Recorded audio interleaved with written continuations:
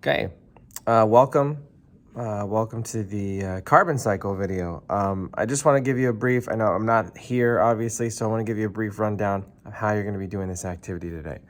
First of all, you should have gotten a piece of paper, the carbon cycle. The substitute should have handed this out. It says carbon cycle game. I forgot to include it in your guys' notes packets, but now you have it, so I apologize for that. I forgot to include it in there.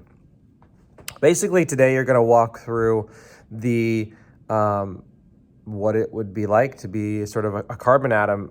Carbon is in just so many things throughout our planet, and some places it sticks around for long periods of time. Some places it's very short that it's in that phase. But basically, you have carbon being exchanged all the time, whether it's through respiration or photosynthesis, or through combustion, burning the fuel in an engine. You have, when carbon dioxide dissolves in the ocean, you get it, form of carbonic acid. You get the reverse effect, the carbon in liquids, and then returning to the atmosphere in the form of a gas. It's the same thing like when you open up a soda can, then all the carbon kind of bubbles out and then it can become a gas again. And then you also have carbon in the form of methane through the decomposition process. So there are tons of places that carbon can exist. And so what you guys are going to do is you're going to run through this activity and you're going to basically travel around. I think I have you going to 10 different stations on there, just 10 different rounds, I guess, through this game. And then basically I want you to take note of where are kids piling up. So are there kids being stuck at certain locations? That's important because why are they stuck there? If they get into the fossil fuel phase, then obviously, they could be there for millions of years. So that this game is meant to replicate those sort of things where people might be in certain stations for short periods of time. Other stations, I've had kids that have been stuck in certain stations the entire game. And there's a point to that. There's a reasoning behind that. So I'm going to walk you through what you're going to do for this. You're going to take this packet and you could do the lab, or not the lab, the activity right on this packet here. You don't need to do it in a lab notebook or anything like that. So this is the data record sheet. This is where you're going to write down what station you're at. Now, what you want to do is basically how did you get there? So obviously the first one is going to be random. So as we walk around here, so you'll see that there are these various stations. Okay, this happens to be the deep ocean. And the stations are scattered around the room over by the deionized water. And then in front of each of the sinks, there's each station there, and then there's one over here in front of this sink. There are 7 total stations.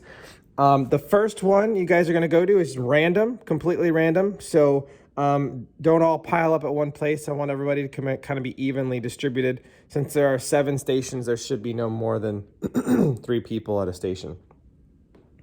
The first station, you're just going to write down where you're at. Obviously, nothing happened to get you there. You just went there. So the first station, you don't need to do anything other than write down where you're at. Then what's going to happen is on here, it gives you directions about rolling a die. So there are several. You can take these out. These are just to keep them in here so that my math kids don't mess with these. Each one of you will get a die who's at this station, and you're going to roll. Now, depending on what you roll, I rolled a 3. It'll tell you what you're going to do. To me, it says to go to the surface ocean.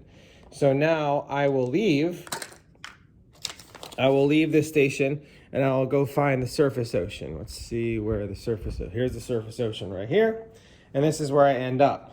Now, where it says what happens, you will want to kind of try to explain how that happened. Sometimes it'll tell you on here. So if I get here, and I go, okay, I'm at my second stop, I'm gonna roll a die. Okay, I got a 4.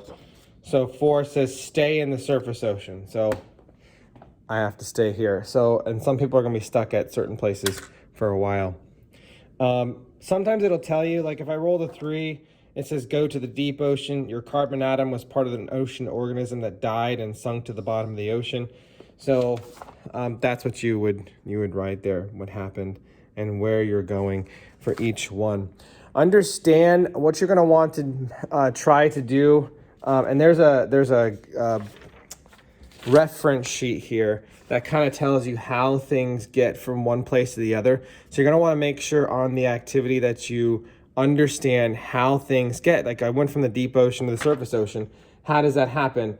Well, you know, it's here. It says you could have upwelling that would allow the water to move from the deep ocean up to the shallow parts of the ocean near the surface. And so each one of these, you're going to want to make sure you understand how the carbon atom gets from one to the other. And you're going to keep doing this for 10 times. When you get to the end, when you have this record sheet all filled out, go through, make sure you have information for how you got to one point to the other if you didn't get those. And then on the carbon cycle activity, on the back, we're going to discuss this when I come back. So that's it as far as the carbon cycle game. You're just going to go through that, make sure you have how you get from one destination to the other, and that's pretty much it. And then you can move on to the next thing in Canvas, which I think is reading that lichens story before doing your chapter notes. So hope everything goes well. Please email me if you have any questions. Thanks. Bye.